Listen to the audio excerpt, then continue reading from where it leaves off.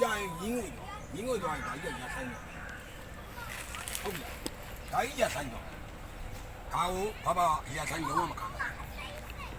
ဘူးဆိုတော့အားပြင်းတော့မှာအသက်ကြီးပြီရှင်းလားအသက်ကြီးပြီဆိုဘယ်လောက်ခံမလဲဆိုတော့ကိုယ့်ကိုတောင်းယူလို့မရဘူးနောက်တော့တစ်နှစ်နေမယ်နှစ်နှစ်နေအဲ့ဒီအတော်အတွင်းထဲမှာ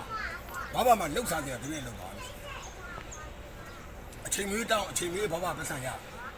တို့ညီငါဘာဖြစ်လို့ငါ့ပတ်စံ3သိန်းပေး5သိန်းပေး2သိန်းပေး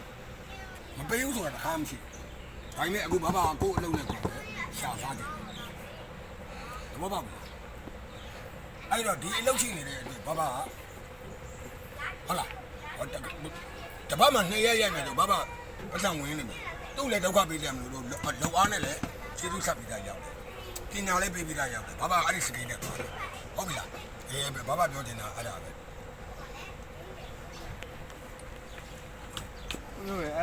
ဘယ်တော့သမီးတို့ကငါနဲ့တွဲဦးနေပြီပဲသမီးစားကောင်းပါနော်ဒီလိုမျိုးဆိုတော့သူ့ကိုလည်းမင်းတို့ရှင်ပြရမလို့တော့တွဲဦးနေပြီပဲမင်းတို့တွေတွဲတာသူ့ကိုလည်းရှင်ပြရမလို့တော့ဟောဒီသမီးတို့နဲ့ရိုက်ခဲ့ပြီးသားလူရင်းနေလို့ဖြစ်သွားစေလုံးဆက်ဟုတ်ပြီလားအလုံး20လောက်အဲ့တချို့ဆိုလို့ရှိရင်ဘာဖြစ်လဲဆေးလာဆိုတာလေ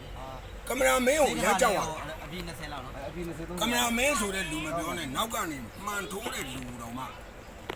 လုတ်တဲ့ရင်းနေတယ်သူကရိုက်ကွင်းနေများနေမှန်ထိုးတဲ့လူတော်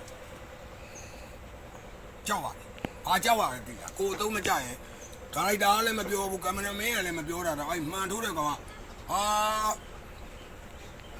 ပြောရင်ရိုက်ကွင်းထဲမှာခံရတတ်တယ်သဘောပေါက်ပြီလားအဲ့တော့ကြောက်เสียရမလို့လေးစားဖို့ပဲဟုတ်ပြီလားကြောက်เสียရရှင်းပြီလားအဲ့တူတောင်ကင်မရာကြီးရိုက်ထားလို့ငါ့ကိုရိုက်နေတယ်ဆိုတော့စိတ်လည်းပဲမထင်နဲ့ဖယ်ထားရုပ်ရှင်ရိုက်နေတာပဲဆိုတော့စိတ်ကိုလုံးဝဖယ်ထားနောက်တစ်ခါတော့ထည့်လိုက်အောင်ရုပ်တွေကင်မရာလည်းမရှိဘူးမီးတွေလည်းမရှိသမီးလောက်ရမယ်အလောက်ကဒါလောက်ရမယ်ဆို